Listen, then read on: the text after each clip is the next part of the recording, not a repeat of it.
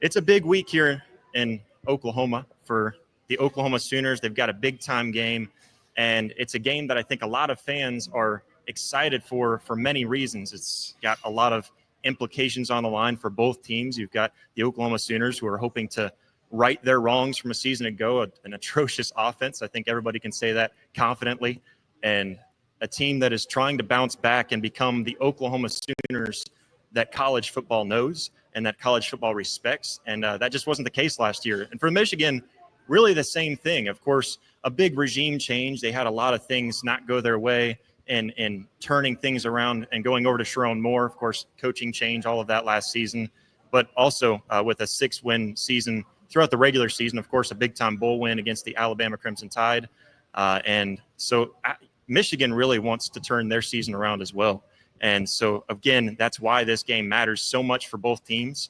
And honestly, I'll get into it first. I think another reason, too, why I think this is a big game, and it's important for the Oklahoma Sooners specifically, of course, that's the side that we're going to focus on, is because I think for Oklahoma, you want to win this game moving forward, and you want to be able to look at the win and be happy with it. But a win does not really matter as much for Oklahoma, and this might be a hot take. A win doesn't matter as much as what a loss would, and that's why they need to win it so badly. It's not necessarily that the win is really going to do as much for them as what the loss would do, I think. I think the loss would do a lot more harm. Chad, I mean, I think looking at Oklahoma, Michigan, what else do you think makes this matchup so big? Well, just starting off with why the game is big, you have, I think it's 60 recruits coming in. 10 are going to be 5-star players. You have 20 different states represented by the amount of recruits we have. So you have 40% of the country already at the game. It's already pent up to be the biggest game of the season for Oklahoma right now. And like you said, I think it's like a mirror game for OU.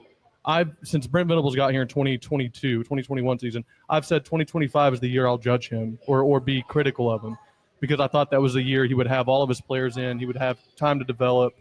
He would really have time to really have his system and culture implemented. And that's this year. And I know last year we were kind of depleted by injury. We were not really the team that we even showed on the field just because a lot of the guys weren't available. But that's no longer an excuse right now, right? You have all the guys coming back. Jay Knott will be back this weekend. You'll have 3 linemen that will be available. I don't know if Asusi will play as a true freshman, but you hear Gabe or Teddy or one of them talking, and they're talking about he should start.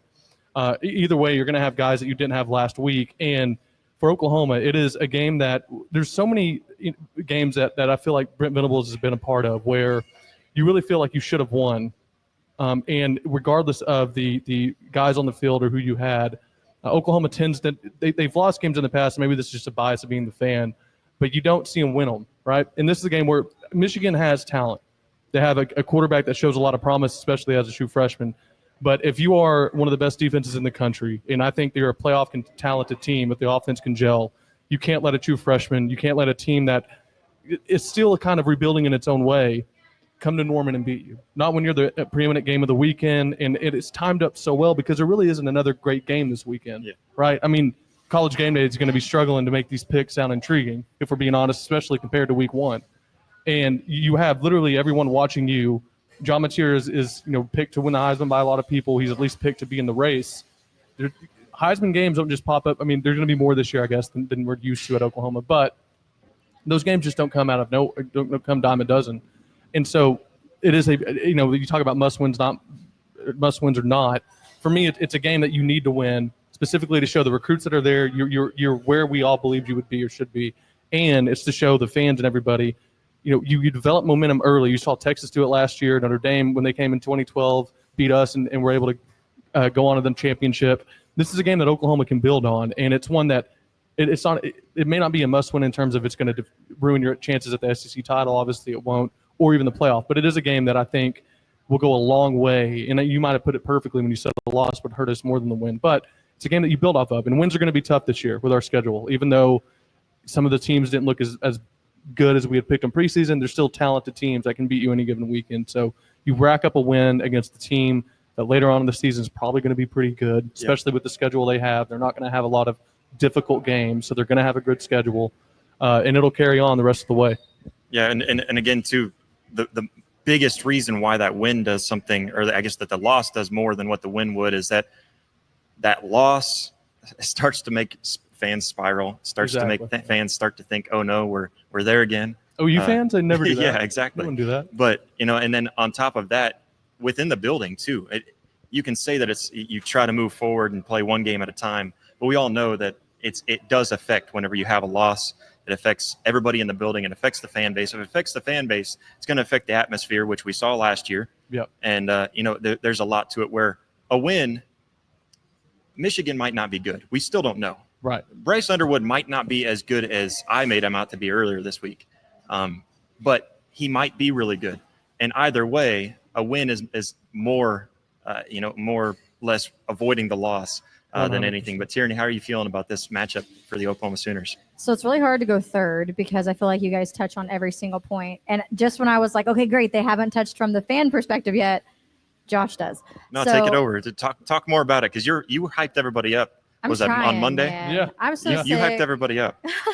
So, yeah, that was going to be my thought was I feel like the team, of course, needs a win. We all like to win. But, the fan base is so sick of losing. And if you noticed around the third quarter of even the first game how dead it got in the stadium because we were like, what is going on? So if that starts to happen again at Michigan, I just feel, as you stated, it's going to make the atmosphere for all games going forward not be what we would want it to be.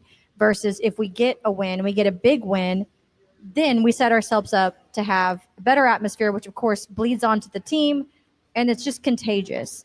And so I always say that fans we do have some control of the game. We can control a big play by giving energy. We can basically create it, if you will, or you can even cause a false start when you're trying to play defense, and you can make changes like that. So that was just going to be my last point. Yep. Was just I feel like the fan base needs this win because I feel like 100% OU fans will spiral if we lose this game.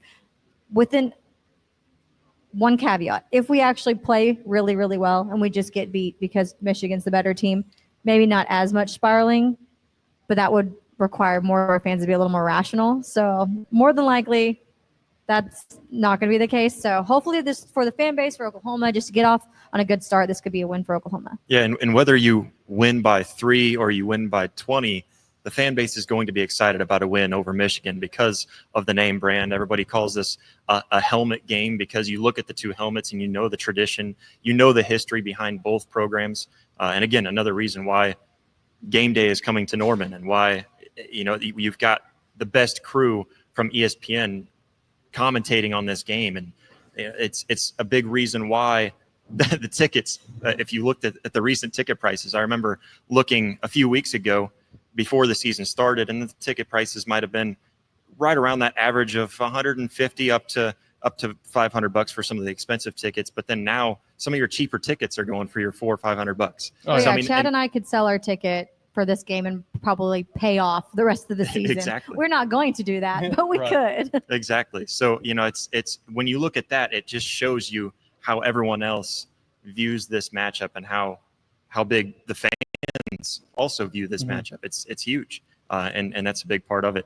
And I think everyone around the nation would start to take Oklahoma a little bit more seriously as well if they're able to pull off this win against a good defense. No doubt. Yeah. The offense is still questionable for really both teams. There's aspects of both offenses, but I think when you compare these two defenses, how the offense performs against either of these two defenses, I think is going to tell you a lot about those offenses.